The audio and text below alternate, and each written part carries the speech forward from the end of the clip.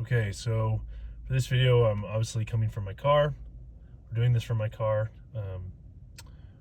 Sometimes I commute into work, and I have used that time in the commuting, at least in the morning, to pray aloud to the Lord and use the time for prayer, but specifically to pray aloud because no one else is in the car, and I have starting to find the blessing of praying aloud. I guess one of those blessings is it helps keep my mind focused and my mind doesn't wander. And so I've been doing that and been praying and been thinking. I've been thinking about the people suffering in California right now from the fire. And I've seen people who have offered prayers on social media, praying for rain, praying for the victims. And while those appear to be, they're well intentioned, but the question is whether they're actually the prayers we should be offering God. And I don't know when this video will be published, so this might be, moot after this weekend if rain comes or something and the fire is tamed. I usually try to post every Monday to give my videos time for people to view. But in any case, even if this is later, I think it still can be applicable to other disasters and other just afflictions that we experience on how to exactly pray. So I was thinking, and I was thinking about the victims and thinking about the fire and the people who've lost their homes, and I've seen the news footage, and it's devastation. It's devastating for sure, and it's utter devastation, and it's quite crazy to see. But instead of praying, and this is just my suggestion, this is something the Spirit's pressed upon me, and at least this is how I've been praying, and I think this is how we should pray in this regard, and maybe with any type of disaster. I'm not using this to say this is always like the same template, but the general outlook should be, instead of just praying for the victims, that's just kind of general. What are you asking God to do? Just help them? How? I think we need to be more specific in our prayers. I think just, please be with the people who are suffering. God could be with them right now. He could have angels watching over them right now. The fire's still going on. So that doesn't really help. And then praying for rain, that's a good one. That would at least put out the fire. But ultimately, what is God after?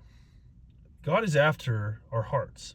He's after the salvation of our souls. So if we pray for rain and it would save other people from losing their homes, but the people would still be faced with the devastation who have lost their homes. And so what does that do? That doesn't do much either. Instead, here's how you should pray, and think about this with other disasters, is pray that the Lord can use these disasters. So in this case, the fire, that the people who have lost their homes, who are suffering these afflictions, that it can drive them to the Lord.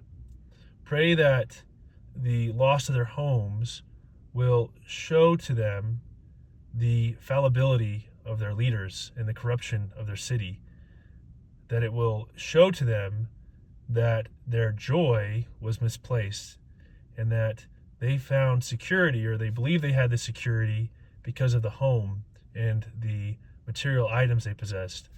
And now that those have been taken away, pray that can then push people to God, that they can realize that they can find joy in God, that they can find what true joy is all about. That by losing the things they thought that they valued, that won't discourage them, that they can push them to seek out God, and that this humbling experience will cause them to humble themselves and turn to God for help and support. Because that's ultimately what trials are about. It's not about material comfort. It's about whether that pushes us to God. And if we simply just pray for their well-being or rain, that just provides a temporal comfort. But remember, the soul who repents, there's great joy in heaven over a soul who repents. That's what it's all about. Because in the big scheme of things, scheme is eternity.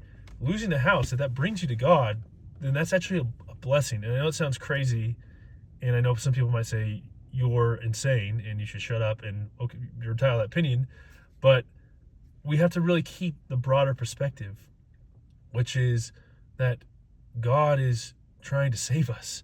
And in the big scheme of eternity, losing a home, if it brings us to God, isn't a major deal. Plus, a lot of us will lose homes anyways when things get really bad. And so, um, it's we have to look at that perspective and keep that in mind.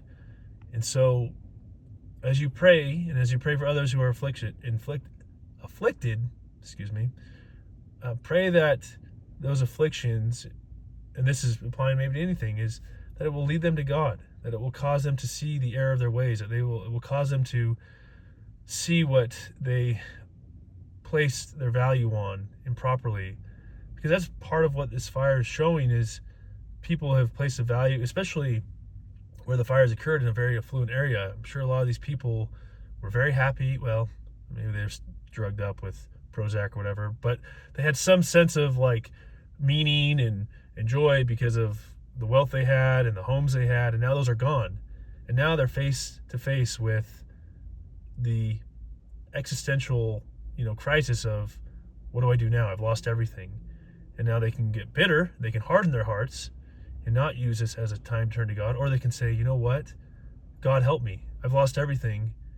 What do you want me to do? And they can start now turning to God for Him to heal them. And and they can start to see that their joy was an illusion, because what their joy was in this assumption that the material things that they had acquired would remain. But when that's taken away, are they still able to remain joyful? Because that's the ultimate thing, is servants of God, and I mean like followers of God, those who have crucified the flesh, who have followed God, who are walking the path that He walks, they do not get moved. I mean, the scriptures talk about that, being moved. I will not be moved. David says, please, Lord, I have trusted in your statutes, or so forth. I will not be moved. And what that's saying is, I will not be shaken when things are taken away from me, because I know that all those things do not provide joy. They're just there because of a temporal existence. But the real joy I have is in you. And true followers of God are able to lose everything, but still remain joyful, because they know where their true joy lies. And that is in God, and in doing and finding what leads to the most value.